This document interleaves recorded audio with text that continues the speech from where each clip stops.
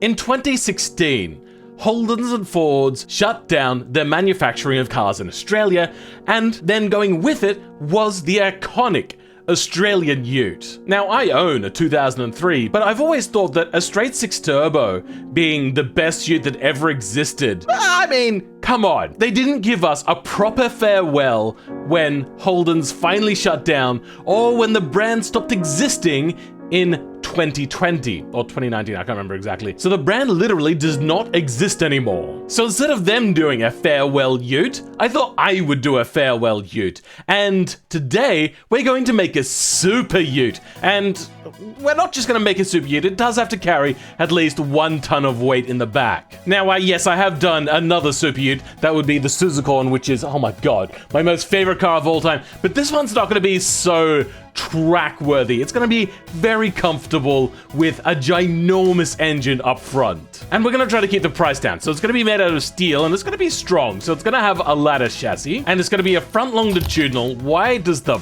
body look messed up? What the hell? Hello?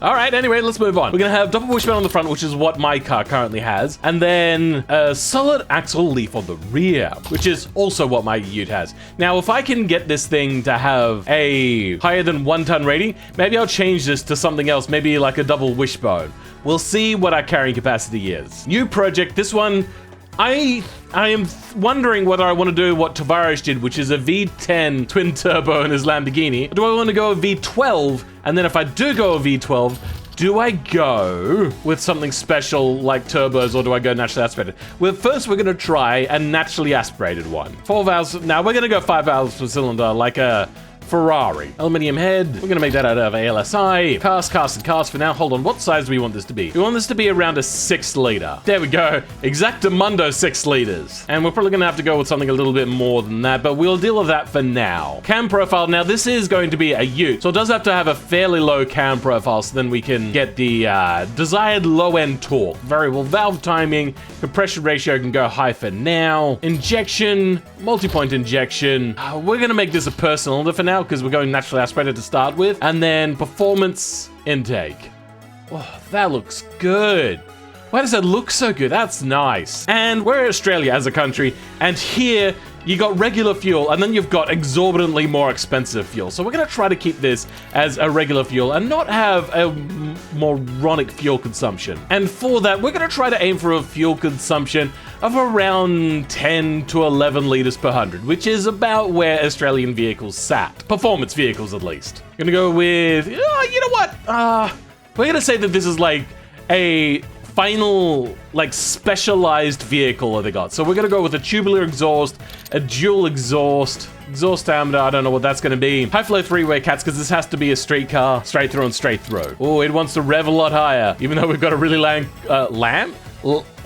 cam profile. God, this thing just wants to knock like crazy. Stop knocking. 252 kilowatts. That is not good enough. Considering from a 5.4, they got about 50 more kilowatts. Oh, okay. So our XR8s actually ran on a 95 octane. So let's do that. That'll allow us to get a little bit more power out of this thing. You know what? For now, we're going to leave this. 536 Newton meters. Okay, so we got more Newton meters. And it does come on considerably earlier, 2,900 compared to 4,700. So maybe we can run a little bit of a higher cam profile. God, this wants to rev so much. We'll leave that for now. We're gonna see what the fuel efficiency is like on actual roads. So, you know what? Let's give it a bit of a listen.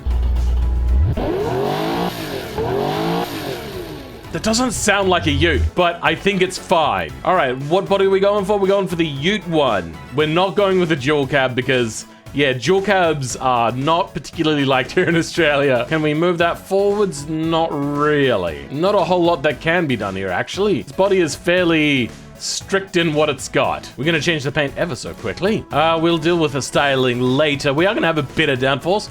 You know what, actually, no, this is going to be a Super Ute. It's going to have a lot of downforce. We're going to go with a rear-wheel drive, because that's what we normally have. We're going to say that this one has... Do we want to go dual clutch? We'll see what the effects are.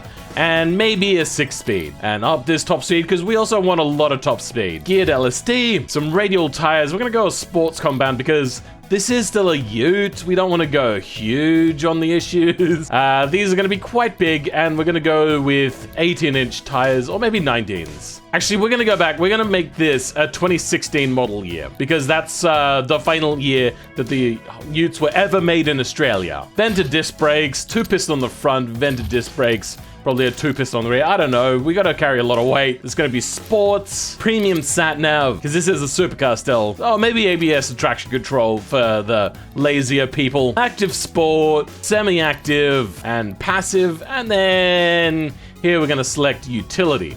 All right, what's our payload?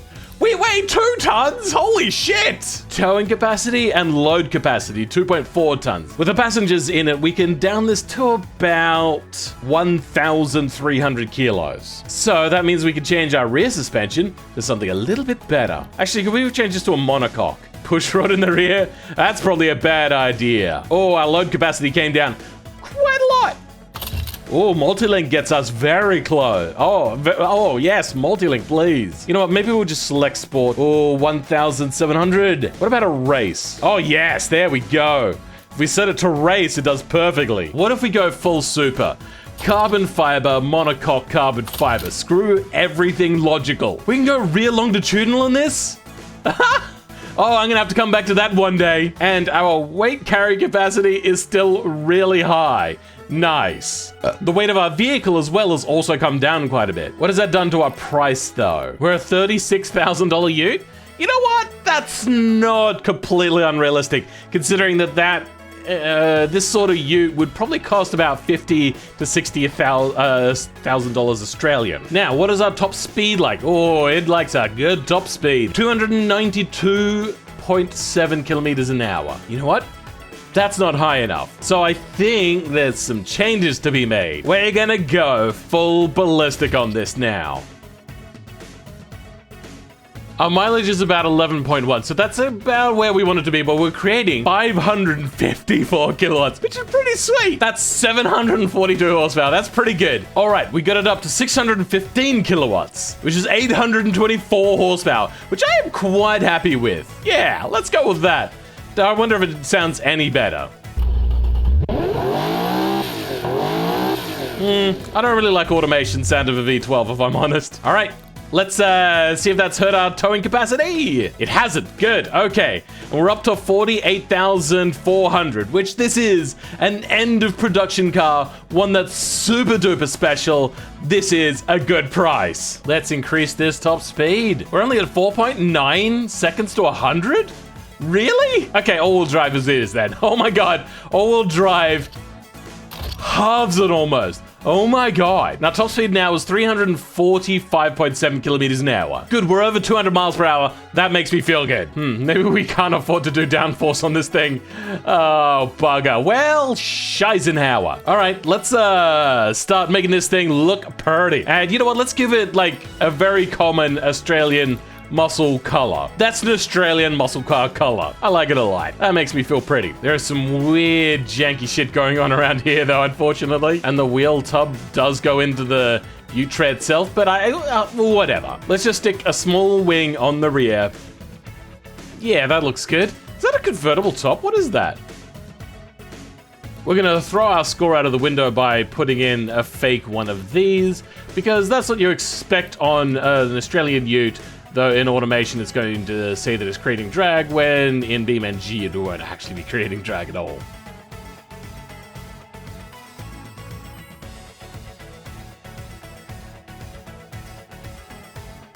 With our extra aero, the game doesn't penalize as much, and we get 209 miles an hour, which is really, really nice. I like it a lot. We're starting to get muscle premium. Our comfort is really low though. Unfortunately, I think that might have to do with our suspension being set to race.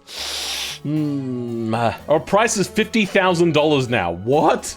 When did that change? Okay, well, whatever. We're actually going to drop this down to $12.90. Anyway, we're going to see now what it does around our racetrack. A 2-minute. Wow. Kind of expecting more than that, but then I suppose a 2-minute lap is not really anything to sneeze at. Brake fade, huh? Ugh. All right, I can't increase the brake size. What do you want from me? I suppose we could go up to 20s. Okay, we don't have the brake fade anymore. Has that affected our load capacity? No, it hasn't. Good, we're still at about 1300. All right, a little bit of tweaking. What have we got it down to now? It's still exactly 2 minutes. Come on. All right, let's go take this absolutely beaut over to BeamNG. Here we go. This is our fantabulous ute. For some reason, it doesn't seem very shiny. I know I switched it back to a regular paint. It just seems a little bit flat. It is a weird line that I don't think I've ever seen before. And it's only on the one side. Weird. There is some trippy shit happening. Anyway, we have here our swan song. The last hurrah of the Australian ute. And we're about to give this thing a bit of a drive through the Queensland mountains because there is very little in the way of Australian racetracks or roads or that kind of stuff. So I thought I would just bring it to the one that I know. Got me controller out. We're gonna turn electronic stability control completely off, or it was actually just traction control, and we're gonna see how this thing does. Oh my God, the acceleration. The acceleration, bruh. It's crazy. Oh my God, it just goes. Oh, good thing I have really good brakes too, because this thing does not want to really pull up such a huge amount of weight going so fast, so quickly. Oh, God damn it! Nah! Oh, I've binned it, guys. I have binned it. Oh. My steering currently is straight forwards. That's not how that's meant to be. All right, let's give this a bit of a quick reset and give it another try around here. Oh, for not having the right body for it, this thing is incredibly fast. Doesn't have as much downforce as what you would really want for a car of this power, but this is Australian. We don't really deal with things like, I don't know, let's say downforce. That might be a thing that we don't really bother with. Oh, Jesus. Also, this is all-wheel drive, which is less common. Not something that we didn't have. It's just less common because people always really preferred rear-wheel drive. But when you're dealing with this sort of power, yeah, you're really gonna wanna do a good, proper job with the car. Jesus, it just goes. I need to get the clock on this thing and see what sort of 0 to 100 it does, because this thing is crazy. Oh, and I love it so much. Oh, shit. Piss. There we go. All right, let's go again. Oh, that's out only. Okay, well, let's go up into the observatory area. God damn it. This thing is just so fast. Front right tire broken. What gives you that idea? You know what? I mean, I was gonna make an actual supercar that was in the body of a ute, but then I decided, you know what? No, let's make it Australian. I think that was a mistake. I think this thing really did require to have proper supercar credentials. Say, for instance, yeah, the like full downforce aero pack, all that kind of stuff. Unfortunately, this thing is just like not great under braking. And every time I touch something, it breaks just a little bit worse. Ah, shit. All right, well, let's see if this thing does better on a racetrack instead. And the first thing you gotta do is you gotta take this thing out for a proper drag test. Now, we're not gonna have it completely set up right away. We just want to see what a baseline noob can do. At 9.0, this is a less than a 10-second car on the quarter mile without like really any tuning. I've got traction control on, for God's sake. Jesus. All right, let's try that again. But this time we're gonna turn traction control off. We're gonna set this to a realistic gearbox, and we're gonna set this to sport. Let's try that again. Blast it. All right, let's see if this does a whole lot better. We're not gonna even attempt to try to control the gearbox here, because that is way too fast for me. And we've done a 9.3. Jesus. If this car had a release, I am sure that many Australians would have bought this, but they were just always a little too conservative here in Australia, and I don't understand why. I mean, sure, we had like behemoth monstrous cars, but they were still like conservatives and like, people just want cheap, good fun. But not like good fun. if you know what I mean. All right, let's take this around a racetrack. All right, let's give this a full, oh wait, hold on, no. Turn that traction control off, thank you very much. Let's try this again. Now that we got it in sports mode, we're gonna concentrate a little bit on driving, but we're also gonna talk about like just how, oh, you know what? This thing does not do particularly well under brakes, and I can't believe it, but somehow it's still getting massive amounts of oversteer. How is that a thing? I'm sorry, what? Why? This is, oh God, a moth just flew into my mouth. That was gross, but luckily it flew away. God damn it, game. Just a car, sorry, get on the road. I mean, at least it had four-wheel drive, so it was all-wheel drive, so then it could get itself back onto the road. This thing is not great under brakes. I get the feeling that maybe I should turn ABS off and try to control it manually, but then I'd have to go to the steering wheel setup, which I don't have my steering wheel set up currently at the moment, because I only just recently, damn it! Switched my room over to have a standing desk in it, so I don't have that set up at the moment. All right, let's go to voiceover this time.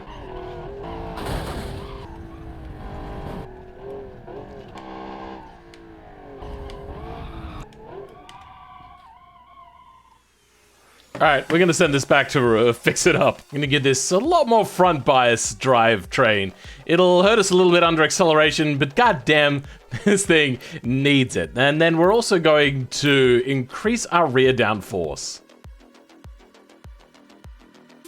Okay, we've upped our downforce, but yet our miles per hour is still above 200, so I'm good with that. Let's go ahead and see what it does around our track. It does a 159.53. That seems good. All right, let's export it again. Okay. There's another try, shall we? Now, I really like this car after the refresh that I did to it. It really does have a lot more downforce on the rear and induced understeer, but you wouldn't know it because coming around here, it just wants to get sideways. Now, I know I was on the dirt, but it just has so much power. This thing is monstrous. And coming around here, you can see that it also has a fair decent amount of traction. Unfortunately, under brakes, it's not particularly great. And I think that has to do with the fact that the inertia starts to really mess with this car.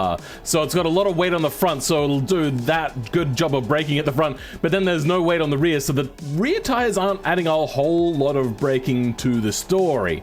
And it really does mess with the car quite a bit. But down this back straight, we're gonna see this car reach about 300 kilometers an hour, which is really nice. And then at the slingshot, I only have to slow down a little bit and go around there at about 260. Now, with my advanced knowledge now that I have of my aerodynamics, I am able to get my average kind of cornering speed from 240 up to 260 in a car that I'm not even trying to make an absolute beast of a car. As you see there, I went through at about 140 on that tricky corner, and then braking at 175 once again, not particularly great. And every time on the switchback here, I would hit that bale on the inside, so there's a bit of an awkward straighten up there that I did. And I think that has to do with the fact that this thing does actually like to change direction. But that's only at low speeds. When you start getting into high speeds, you've got this weight imbalance that really causes it to be quite a problem. And I think that that may be why there's never been a Super-UTE before, like just sporty or muscle utes, that sort of thing. Yeah, we get a lot of them, but a Super-UTE? No, we do not. So maybe my idea was not particularly great. And here we come through. Finally, we're going to set basically a 2-minute flat. That was a phenomenal flying lap. Now let's go over and do the the fill score. Yes, that one. Anyway, starting with the weekend categories, the styling is quite muscular, and if you like that kind of thing, it gets a 6 out of 10. Because there's not quite enough here to tell people that you're driving basically a supercar. The acceleration is something to be believed, however. Sure, it's no Tesla off the line, but the way it keeps going, it's just beggars belief. It gets a 9 out of 10. The handling is amazing for a sports car, but it's not quite there with supercars, McLaren Sennas and whatnot, so it gets a 7 out of 10. The fun factor is huge though, because you can also carry the fun stuff with you. It gets a 9 out of 10. Along with the cool factor, having the world's last ute is going to make you stand out in a crowd. People are going to love it and always want to talk about it. And it gets a 9 out of 10. The trackability is high if you know how to drive it. It's not an LMP1 car, but it'll beat Porsches and Lotuses with that power. It gets a 7 out of 10. And that gives it a total weekend score of 47 out of a possible 60, so it got 78% of the available points. That's quite impressive for a ute. Moving on to the daily scores though, I have a feeling it's not going to do so well. The features are good though, with that nice infotainment system, so it gets a 7 out of 10. The comfort is not great. The seats feel snug, but it's going to become problematic to daily with that rigid suspension. It gets a 2 out of 10. The quality is also quite low. Australians know how to make a car, but they've never made a supercar before, and everything feels a bit plasticky. Also, this V12 was only ever made for this ute, and there's no more servicing for it. It gets a 3 out of 10. The practicality is tricky to measure, as it's a ute, so it's quite practical, but if you have more than one friend, well, you're shit out of luck. It gets a 4 out of 10. The value of these are huge, as the last new Australian car to ever be made. Along with that behemoth V12, it's only going to get more expensive. Though if you want a ute for a ute's sake, it's not going to be very cost effective, so it gets a 5 out of 10. And that brings us to the ongoing costs. Don't daily this thing. It'll shred your tires, and the parts are only going to become rarer now. It gets a 1 out of 10. For a total daily score of 22, meaning it only gets 30% of the available points. Add them all up and you get a complete fill score of 69. Oh, that's quite fitting. And that score puts the Flabble Twizzler on par with the Heisenberg Country and just below the DIC Future Thang. Well guys, I hope you enjoyed today's video. I'm sorry I have been sick. I'm still actually coughing up quite a lot. It's going to take a bit of time to edit that all out. But for now, I hope you have enjoyed this video. Please do like, subscribe, and comment. If you do all of those three things, it'll start recommending my video out to people that actually want to watch this sort of content. And it'll be that little bit closer to being able to get monetized. So, I thank you, and goodbye!